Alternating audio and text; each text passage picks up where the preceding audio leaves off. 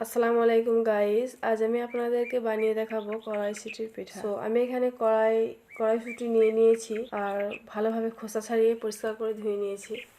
তো এখানে আমি নিয়েছি কয়েকটি রসুন আর নিয়েছি আদা, কাঁচা লঙ্কা আর ধনের পাতা আর একটা পরিমাণ পেঁয়াজ। তো সবকটি উপকরণ আমি ঠিক মতো কুচি কুচি করে কেটে নিচ্ছি। আমি এখানে কেটে নিচ্ছি, আপনারা যদি চান তাহলে কিন্তু পেস্ট করেও এই পুরটা বানিয়ে নিতে পারেন, তাতে করেও কিন্তু অনেক ভালো হবে।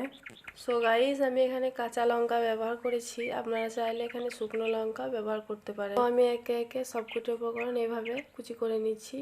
আমি এই কাজটি চাকু দিয়ে করেছি, আপনারা চাইলে কিন্তু বটি দিয়েও করতে পারেন, তাতেও কোনো সমস্যা নেই।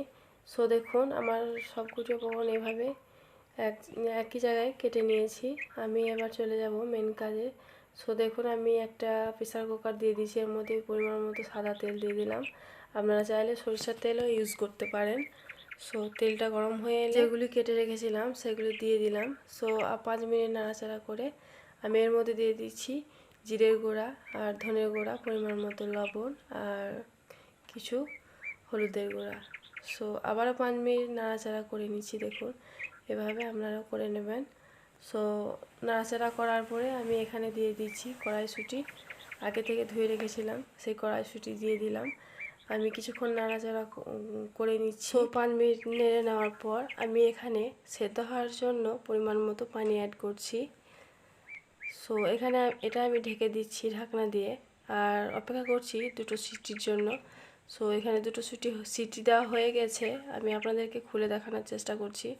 সো দেখুন, পুরো কলাইগুলি কিন্তু সেদ্ধ হয়ে গেছে। আমি একটা চামচের সাহায্যে কলাইগুলিকে গুলিয়ে নিচ্ছি। সো দেখুন, পুরোটা আমার একদম রেডি হয়ে গেছে আর আমি একটা পাত্রের মধ্যে তুলে নিচ্ছি।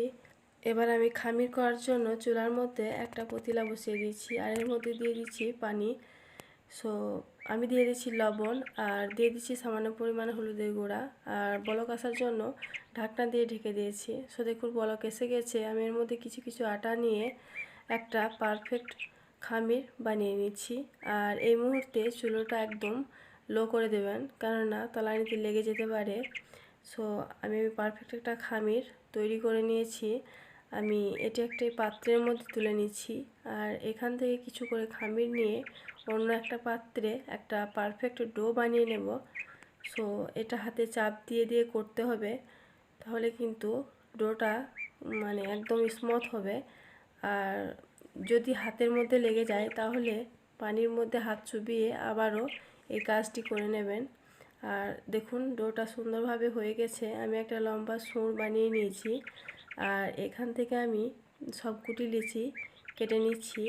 সো এভাবে আমি একে একে সবকটি লিচি কেটে নিয়েছি। সো দেখুন, আমি গোলাকার একটা সাইজ দিয়ে দিচ্ছি যাতে করে রুটিটা বেলতে সুবিধা হয়। সো আমি পিঠের মধ্যে কিছু আটা ছড়িয়ে একটা করে ডো নিয়ে আমি রুটি বেলে নিচ্ছি। সো আপনারা এটা চাইলে বড় অথবা ছোট যে কোনো সাইজে করে নিতে পারেন। আমি এটা মাঝারি সাইজের করেছি। সো একের পর একটা রুটি বেলে নেব। সো প্রথমে একটা রুটি আমি বেলে নিয়েছি, আবারও একটা বেলে নিলাম আর এর মধ্যে চামচের সাহায্যে পুরটা ছড়িয়ে নিচ্ছি। সো এভাবে ছড়িয়ে নিয়ে আবার একটা পিঠা উপরে চাপিয়ে দিলাম আর আঙুলের সাহায্যে চারিপাশটা এভাবে মুড়ে নিচ্ছি। আর দেখুন, সবকটি পিঠা আমার বেলা রেডি। আমি একটা ফ্রাই প্যান বসিয়ে দিচ্ছি আর একটা পিঠে দিয়ে দিলাম। সো একটা পিঠ হয়ে গেছে, আমি উল্টে পাল্টে দিচ্ছি আর উল্টে দেওয়ার পর আমি এখানে তেল ব্রাশ করে দিচ্ছি। আমার কাছে ব্রাশ ছিল না, তাই আমি এটা খুন্তির সাহায্যেই করলাম। আপনাদের কাছে ব্রাশ থাকলে ব্রাশের সাহায্যে করে নেবেন, তাতে করে আরও ভালো হবে। আমি আবারও উল্টা পিঠটার মধ্যে তেল ছড়িয়ে দিলাম।